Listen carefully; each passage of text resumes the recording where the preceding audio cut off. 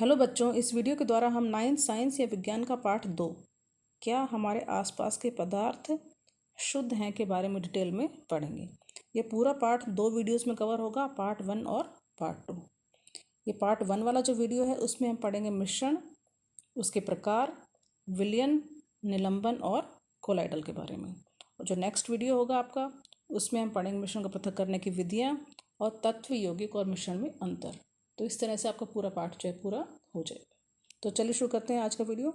तो इस पार्ट में पहला जो टॉपिक है वो है मिश्रण। मिश्रण या मिक्सचर क्या होता है? मिश्रण का मतलब, मिश्रण जब दो या दो से अधिक पदार्थों को हम मिला देते हैं भौतिक रूप से तो उसे मिश्रण बन जाता है। आपको ये बात ध्यान रखनी है कि मिश्रण में कभी भी रासायनिक रूप से संयोजन नहीं होता। जैसे कि पानी में हमने रेत मिलाया या हमने जल में चीनी मिलाई, नमक मिलाया, तो ये सारे मिश्रण के प्रकार हैं। उसी तरह से वायु जो एक मिश्रण है, वायु में oxygen, nitrogen, organ, carbon dioxide आदि गैसें पाई जाती हैं, साथ में इसमें जलवाष्प भी पाया जाता है। तो वायु जैव मिश्रण का एक अच्छा उदाहरण है। अब है मिश्रण के प्रकार। मिश्रण के को हम दो प्रकार में बांट सकते हैं, एक है समांगी मिश्रण और दूसरा है विषमांगी मिश्रण। समांगी मिश्रण किसे कहते हैं? वे मिश्रण जिसमें पदार्थ आपस में पूर्ण रूप से मिश्रित होते हैं। जैसे कि जल में हमने नमक डाला, 1 चम्मच नमक डाला, पूरी तरह से उसे घोल दिया, तो एक समांगी मिश्रण हो गया। उसमें जल में नमक के कण जो है पूरी तरह से घुल चुके हैं। उसी तरह से जल में हमने 1 चम्मच चीनी डाली तो चीनी उसमें पूरी तरह से घुल जाती है, तो एक समांगी मिश्रण हो जाता है। दूसरा है विषमांगी मिश्रण। वे मिश्रण जिसमें पदार्थ के अंश शामिल होते हैं, यानी उसमें पदार्थ पूरी तरह से नहीं घुलते। जैसे कि हमने पानी में रेत मिलाया तो रेत जो है पूरी तरह से नहीं घुलता, या हमने चीनी और रेत मिलाया, या हमने जल और तेल मिलाया, तो ये सारे विषमांगी मिश्रण के उदाहरण। तो ऐसे बहुत सारे उदाहरण आप दे सकते हैं। अब ये चित्र में हम देख सकते हैं कि ये जो है पहला वाला चित्र है, ये विषमांगी का है। वाटर और सैंड, या पानी और रेत मिला हुआ है तो पूरी तरह से नहीं घुला है, तो ये एक विषमांगी मिश्रण है। और ये है नींबू का शरबत, इसमें नींबू और पानी और चीनी, तो ये एक समांगी मिश्रण बन जाता है। उसके बाद अगला टॉपिक है विलयन। विलयन क्या है? विलयन दो या दो से अधिक पदार्थों का समांगी मिश्रण है। जैसे कि मैंने आपको पहले बताया कि पानी में नींबू डाला, या नमक में हमने पानी में नमक डाला या पानी में चीनी डाली, तो वो सारे जो है उसे पूरी तरह से घुल गए, तो वो एक विलयन बन गया। जो विलयन है उसके दो भाग हो सकते हैं, विलायक और विलय। मतलब उसको हम दो भागों में बांट सकते हैं, एक तो विलायक और विलय। विलायक है उसकी मात्रा अधिक होती है, और दूसरा घटक जो है वो विलय है। विलय वह पदार्थ है जिसकी मात्रा कम है और जो विलायक में मिलाया जाता है। जैसे मान लो कि 1 गिलास पानी में मैंने 1 चम्मच नमक डाला, तो नमक है उसका विलय, और जो जल है या पानी है वो है उसका विलायक। तो इस तरह से ये विलायक है। विलायक जल है या कोई भी तरल हो सकता है, और उसमें हमने विलय की थोड़ी मात्रा डाल दी, उसको अच्छी तरह से हमने मिला दिया, तो घोल बन गया जो कहलाता है विलयन। अब विलयन की क्या विशेषताएं हैं? तो विलयन एक समांगी मिश्रण है। विलयन के कण व्यास में 1 नैनोमीटर से भी छोटे होते हैं, इसलिए हम विलयन जो है उसमें विलय के कणों को आंखों से नहीं देख सकते। अपने छोटे आकार के कारण विलयन के कण गुजर रही प्रकाश की किरण को फैलाते नहीं है, इसलिए विलयन में प्रकाश का मार्ग दिखाई नहीं देता, और इसको छानकर भी हम पृथक नहीं कर सकते।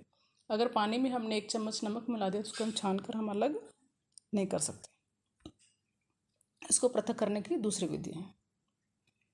अब विलयन की सांद्रता अगर हम निकालना चाहें तो कैसे निकालेंगे? उसके लिए 3 सूत्र हैं। उसमें पहला है विलय पदार्थ का द्रव्यमान बटे विलयन का द्रव्यमान गुणा 100। दूसरा सूत्र है विलय पदार्थ का द्रव्यमान बटे विलयन का आयतन गुणा 100। या तीसरा सूत्र हम इस तरह से भी निकाल सकते हैं, विलय का आयतन बटे विलयन का आयतन गुणा 100। उसके बाद अगला है निलंबन। निलंबन एक विषमांगी मिश्रण है। इसमें जो पदार्थ जो है पूरी तरह से नहीं घुलते। जैसे पानी में चौक का पाउडर मिलाया तो वो एक निलंबन बन जाता है।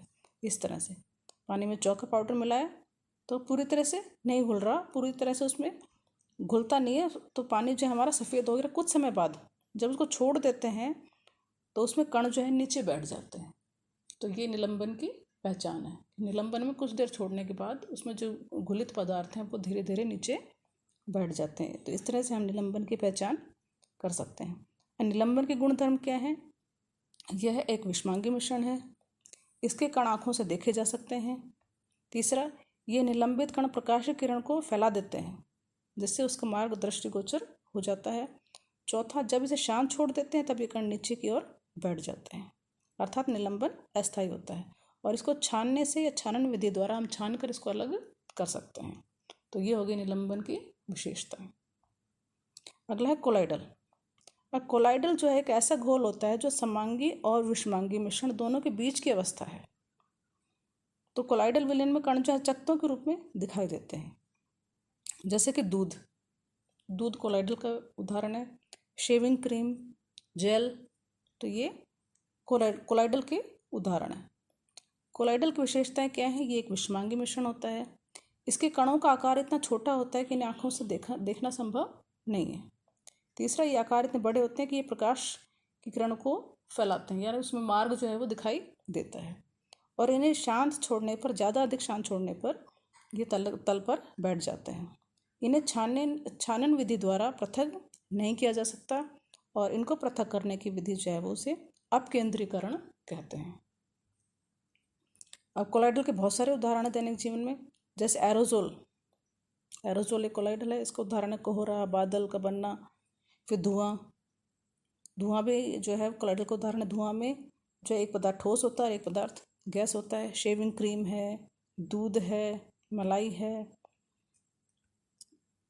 या चटनी है, मक्खन है, तो दूध या कांच है, ये सारे कोलाइडल के उदाहरण हैं।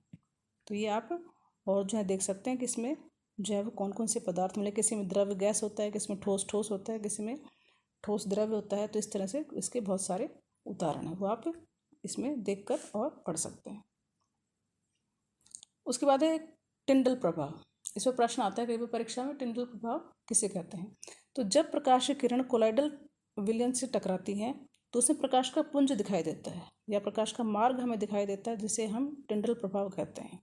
इसे टिंडल प्रभाव क्यों कहते हैं? कि उसकी खोज एक ब्रिटिश वैज्ञानिक जॉन टिंडल ने की थी और इसके बाद से उसको हम टिंडल प्रभाव कहते हैं। जैसे किसी कमरे में छोटे झरोखे में प्रकाश की किरण निकलती है तो प्रकाश की किरण में हमें उसमें रेत के कण जो है आसानी से देख सकते हैं। इस तरह से ये कोलाइडल घोल है। ये तो साधारण पानी है और ये कोलाइडल घोल है। जब हम टॉर्च से प्रकाश की किरण डालेंगे तो जो शुद्ध जल है उसे मार्ग दिखाई नहीं देता, परंतु कोलाइडल जो घोल है उसमें मार्ग उसका दिखाई देता है। और इस तरह से किसी जंगल में या किसी झरोखे से जब प्रकाश की किरण निकलती है तो इसमें प्रकाश की किरणों का मार्ग जो है वो साफ दिखाई देता है और उसमें धूल के कण भी हम साफ देख सकते हैं। तो ये इसके उदाहरण हैं। तो इस वीडियो में इतना ही। Thanks for watching. अगला वीडियो जल्दी आएगा जिसमें हम जो इस बाकी का जो पार्ट है वो पढ़ेंगे।